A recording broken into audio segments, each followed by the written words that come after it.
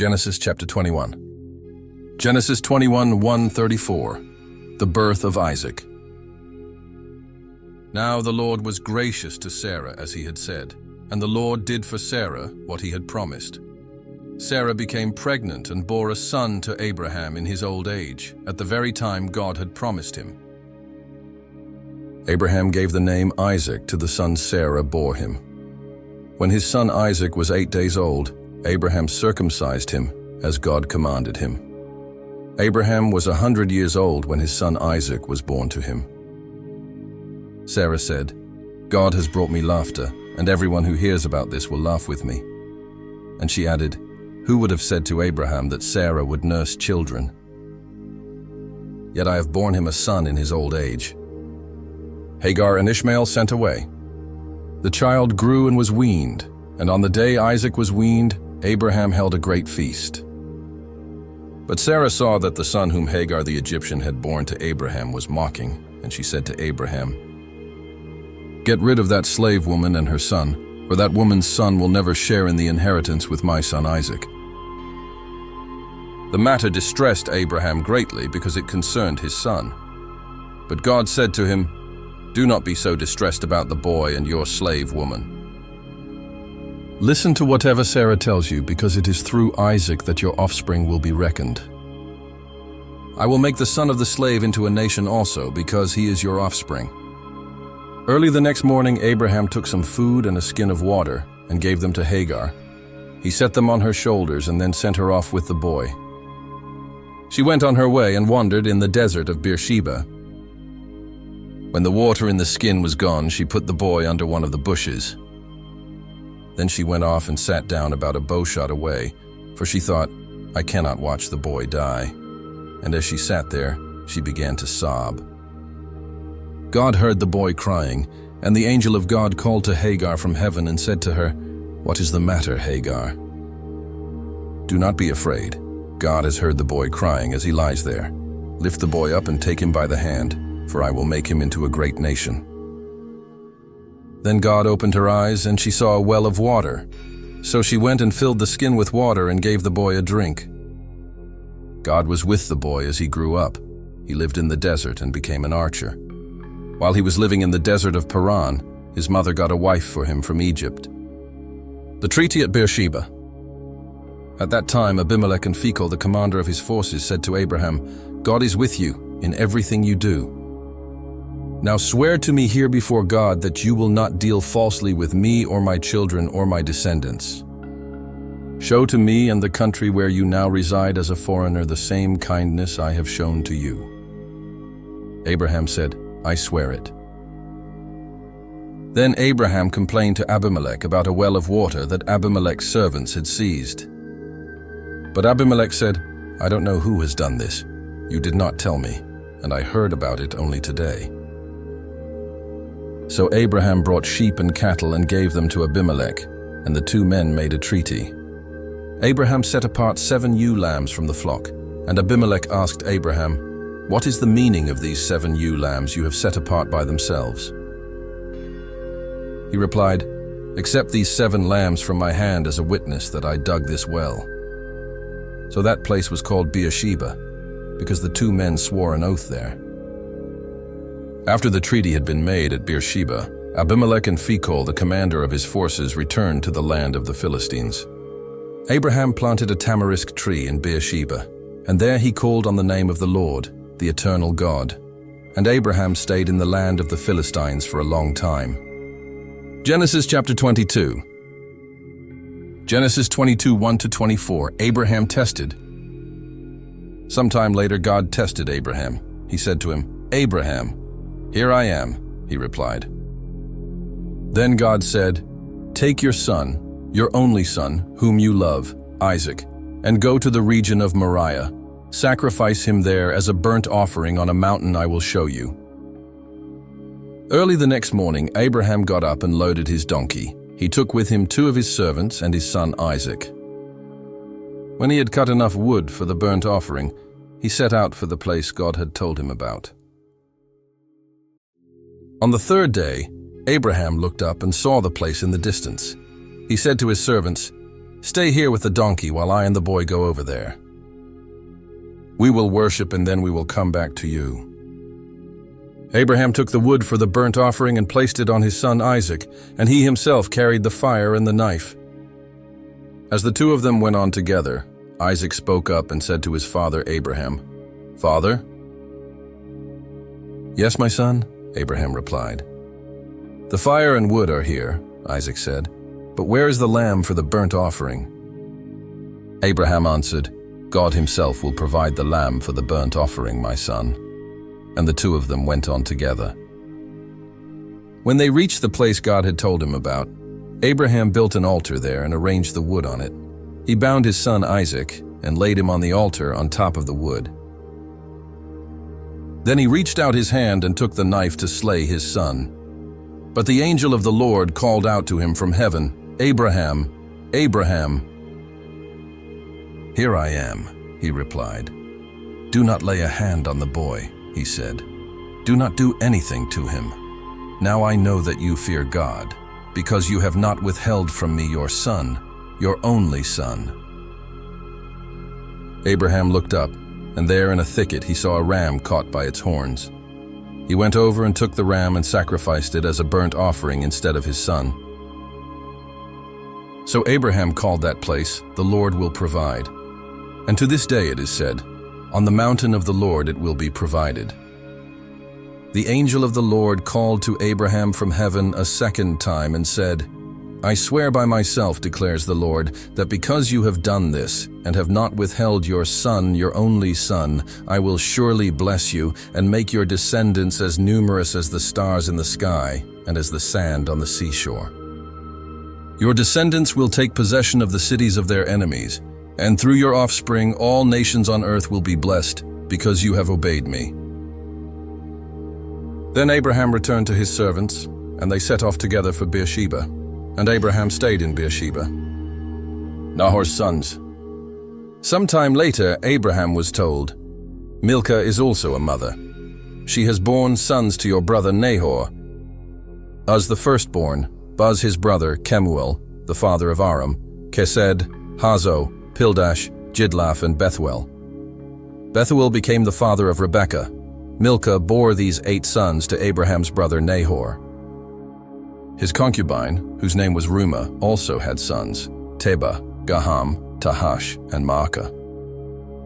Genesis chapter 23. Genesis 23, 1-20, the death of Sarah. Sarah lived to be 127 years old. She died at Kiriath Arba, that is, Hebron, in the land of Canaan, and Abraham went to mourn for Sarah and to weep over her. Then Abraham rose from beside his dead wife and spoke to the Hittites. He said, "I am a foreigner and stranger among you. Sell me some property for a burial site here, so I can bury my dead." The Hittites replied to Abraham, "Sir, listen to us. You are a mighty prince among us. Bury your dead in the choicest of our tombs. None of us will refuse you his tomb for burying your dead." Then Abraham rose and bowed down before the people of the land, the Hittites. He said to them, "If you are willing to let me bury my dead, then listen to me and intercede with Ephron son of Zohar on my behalf, so he will sell me the cave of Machpelah, which belongs to him and is at the end of his field. Ask him to sell it to me for the full price as a burial site among you." Ephron the Hittite was sitting among his people, and he replied to Abraham in the hearing of all the Hittites who had come to the gate of his city. "No, my lord," he said. "Listen to me. I give you the field, and I give you the cave that is in it. I give it to you in the presence of my people. Bury your dead."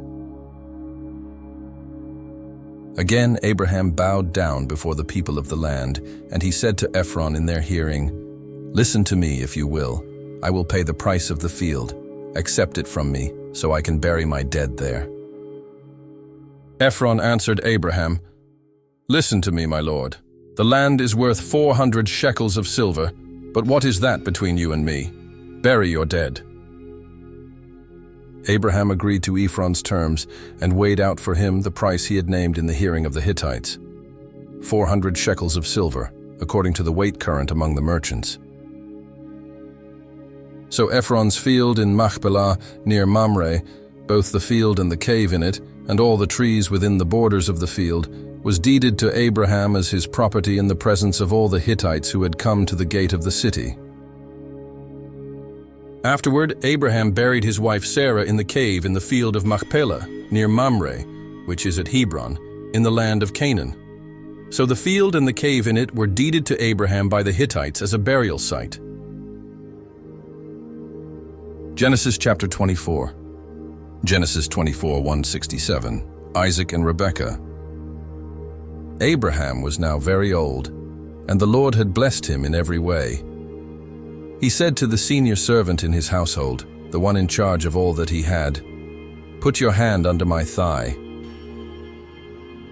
Want you to swear by the Lord, the God of heaven and the God of earth, that you will not get a wife for my son from the daughters of the Canaanites among whom I am living, but will go to my country and my own relatives and get a wife for my son Isaac." The servant asked him, "What if the woman is unwilling to come back with me to this land? Shall I then take your son back to the country you came from?" "Make sure that you do not take my son back there," Abraham said. "The Lord, the God of heaven, who brought me out of my father's household and my native land, and who spoke to me and promised me on oath, saying, 'To your offspring I will give this land. He will send his angel before you, so that you can get a wife for my son from there. If the woman is unwilling to come back with you, then you will be released from this oath of mine. Only do not take my son back there.' So the servant put his hand under the thigh of his master Abraham and swore an oath to him concerning this matter. Then the servant left, taking with him 10 of his master's camels loaded with all kinds of good things from his master. He set out for Aram Naharaim and made his way to the town of Nahor. He had the camels kneel down near the well outside the town. It was toward evening, the time the women go out to draw water. Then he prayed, "Lord God of my master Abraham, make me successful today and show kindness to my master Abraham. See, I am standing beside this spring, and the daughters of the townspeople are coming out to draw water.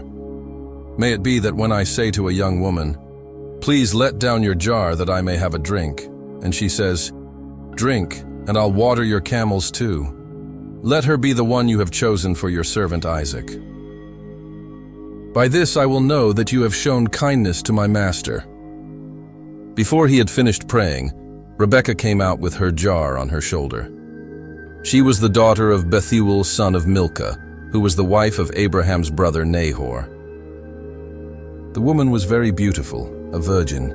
No man had ever slept with her. She went down to the spring, filled her jar, and came up again.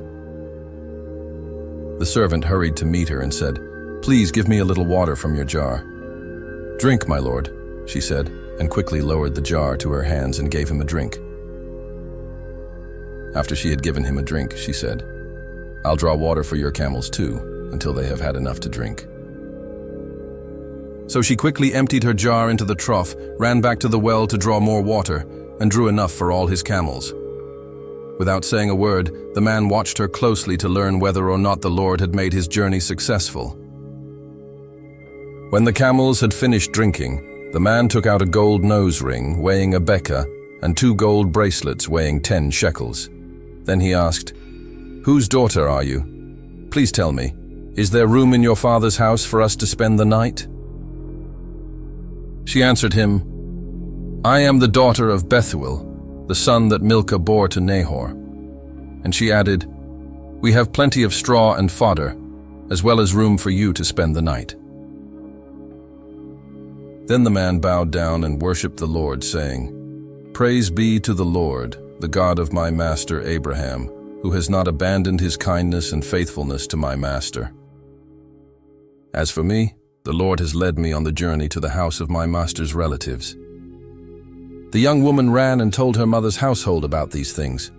Now Rebekah had a brother named Laban, and he hurried out to the man at the spring. As soon as he had seen the nose ring and the bracelets on his sister's arms, and had heard Rebekah tell what the man said to her, he went out to the man and found him standing by the camels near the spring. "Come, you who are blessed by the Lord," he said. "Why are you standing out here? I have prepared the house and a place for the camels." So the man went to the house, and the camels were unloaded. Straw and fodder were brought for the camels, and water for him and his men to wash their feet. Then food was set before him, but he said, "I will not eat until I have told you what I have to say." "Then tell us," Laban said.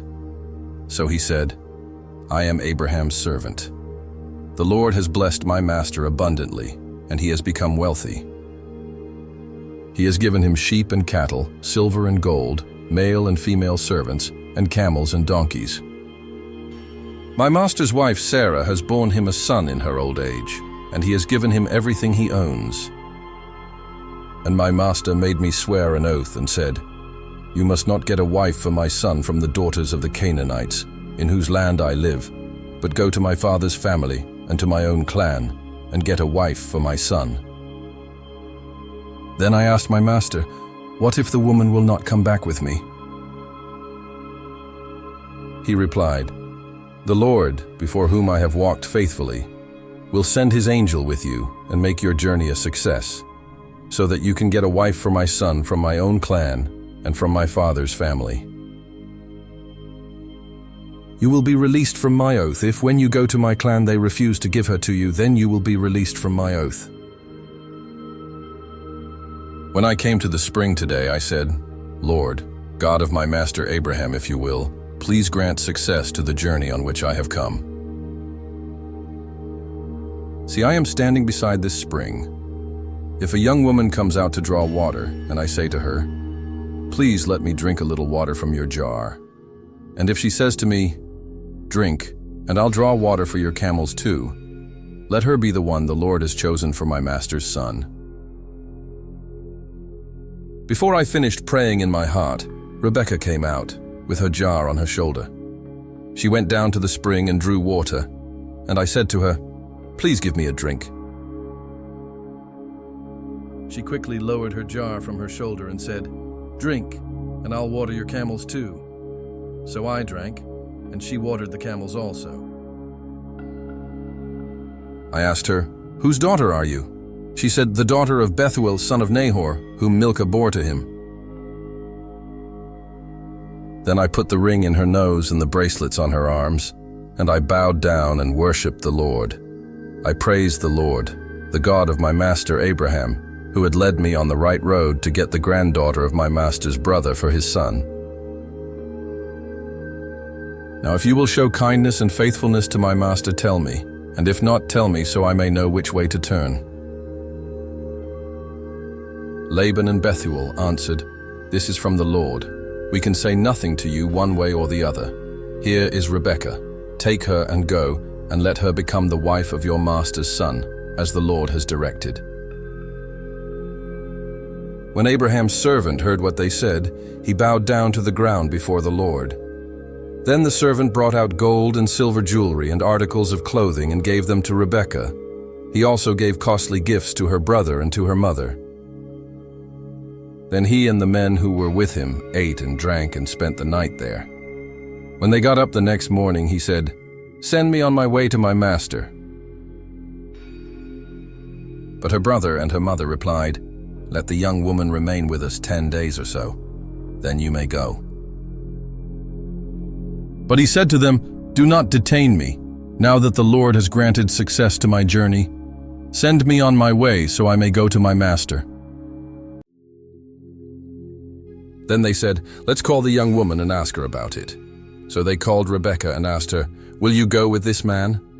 "I will go," she said. So they sent their sister Rebekah on her way, along with her nurse and Abraham's servant and his men. And they blessed Rebekah and said to her, "Our sister, may you increase to thousands upon thousands. May your offspring possess the cities of their enemies." Then Rebekah and her attendants got ready and mounted the camels and went back with the man. So the servant took Rebekah and left. Now Isaac had come from Beer Lahai Roi, for he was living in the Negev. He went out to the field one evening to meditate, and as he looked up, he saw camels approaching. Rebekah also looked up and saw Isaac.